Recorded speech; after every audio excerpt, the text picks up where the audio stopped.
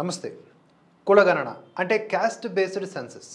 ఇది చేపట్టి ఎవరి దగ్గర ఎంత డబ్బు ఉందో ఆ సర్వే కూడా చేసి తద్వారా ఎవరికి ఎంత దక్కాలో అంత దక్కేలా ఏర్పాట్లు చేస్తాము అనే ఒక పెద్ద పరిగమాలిన హామీతో, హిందువుల్ని విడగొట్టి పడగొట్టే హామీతో రాహుల్ గాంధీ అండ్ గ్యాంగ్ దేశంలో విస్తృత ప్రచారం చేశారు.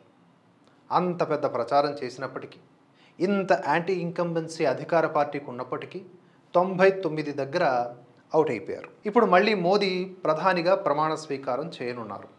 ఎందుకు ఇక్కడ చెప్తున్నానంటే, ఈ విషయంలో పూర్తిగా ఏ పార్టీని విమర్శించడం లేదా ప్రశంసించడం ఇక్కడ మన పని కాదు. కానీ దేశంలో మెజారిటీ జనాభా అయినటువంటి హిందువుల పట్ల కాంగ్రెస్ వంటి పార్టీలు వ్యవహరిస్తున్న విధానము చాలా చాలా భయంకరమైనది. నాటి బ్రిటిష్ హయాం నుండి ఇప్పటిదాకా ఇదే జరుగుతూ ఉంది.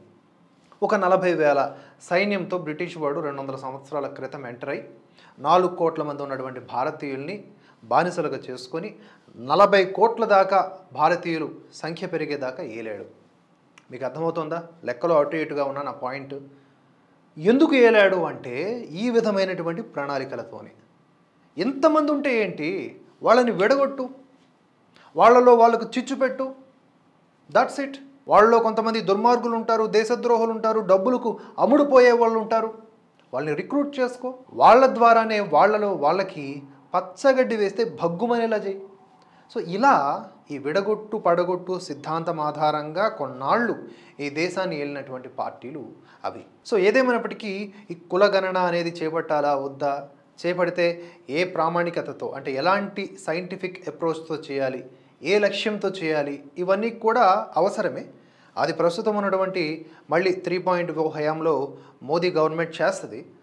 అయితే ఈ కులగణన బేస్ మీద నా వెనక మీకు కనిపిస్తున్నటువంటి పిక్చర్ మీకు ఎందుకు ఇది పెట్టాను అంటే, రాజ్దీప్ సర్దేశాయ్ ఒక ఇంటర్వ్యూలో చంద్రబాబు గారిని ఒక ప్రశ్న అడిగారు ఈ క్యాస్ట్ బేస్డ్ సెన్సస్ గురించి. సో దానికి ఆయన దిమ్మ తిరిగే సమాధానం ఇచ్చారు. చాలా చాలా గ్రేట్ అనిపించింది. అంటే మన తెలుగు నాయకుడు ఆ విధమైనటువంటి మంచి ఆలోచన ధోరణి కలిగి ఉండటం, విజన్ కలిగి ఉండటం నిజంగా ఇక్కడ శ్లాఘనీయం. సరే, ఇక్కడ గుర్తుపెట్టుకోండి, ఒక నాయకుడిని కానీ ఒక పార్టీని కానీ అంశాల వారీగా విమర్శిస్తున్నప్పుడు ఆ అంశం వరకే. మొత్తంగా మళ్ళీ రేపొద్దున చంద్రబాబు నాయుడు గారు తప్పు చేసినా లేదా పొరపాట్లు చేసినా, తప్పుడు నిర్ణయాలు మనకు అనిపించినా విమర్శిస్తాం. సో ఒకదానికి ఫిక్స్ అయిపోయి మనల్ని, అంటే మన భరతవర్షాన్ని దేనికో దానికి ట్యాగ్ చేయడానికి ట్రై చేయకండి. ఈ పాయింట్లో ఆయన ఏమన్నారనేది ఒకసారి ప్లే చేస్తాను చూడండి.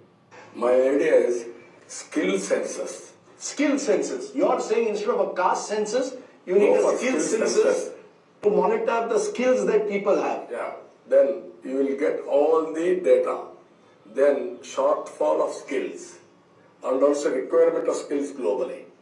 We are going to give leverage Government of India programs, state government programs, and also 10 lakh. So caste based census కాదురా నాయన, స్కిల్ బేస్డ్ సెన్సస్ కావాలి. తద్వారా ఎవరిలో ఏ పరిణతి, ఎందులో వాళ్ళకి మంచి నైపుణ్యత ఉంది అనే విషయాన్ని గమనిస్తే దేశవ్యాప్తంగా ముఖ్యంగా యువతను ఆయా రంగాల ద్వారా, అంటే వాళ్ళ అవసరం ఎక్కడెక్కడ ఉన్నదో అక్కడ వాళ్ళని రిక్రూట్ చేసేలాగా లేదా వాళ్ళని స్వయం ఉపాధి దిశగా నడిపించేలాగా లోన్లు ఇచ్చో లేకపోతే ఇతరత్ర ప్రోత్సాహకాలు అందించో దేశాన్ని సమృద్ధి భారత్గా చేయొచ్చు అని చంద్రబాబు నాయుడు గారు ఇక్కడ చెప్పినటువంటి విషయం నిజంగా ఎంతో ఎంతో గొప్ప ఆలోచనతో కూడుకున్నది అని నాకు అనిపించి ఆ విషయాన్ని మీకు చెప్పడానికి ఈ వీడియో చేయడం జరిగింది. ఈ మాత్రం పరిమాణం ఉన్నటువంటి ఈ స్ట్రాంగ్ మెసేజ్ వీడియోని చేయడానికి ముందు ఉపోద్ఘాతం చెప్పడం జరిగింది. సో మీరేమంటారు? క్యాస్ట్ బేస్డ్గా లేకపోతే కులం పరంగా దేశాన్ని విభజించే ఆలోచనలు చేయడం మంచిదా, స్కిల్ బేస్డ్గా అంటే నైపుణ్యం ఆధారంగా దేశాన్ని వర్గీకరించి లేదా యువతను దాంట్లో సమీకరింపచేసి డెవలప్ చేయడం మంచిదా? మీ కామెంట్ చేయండి.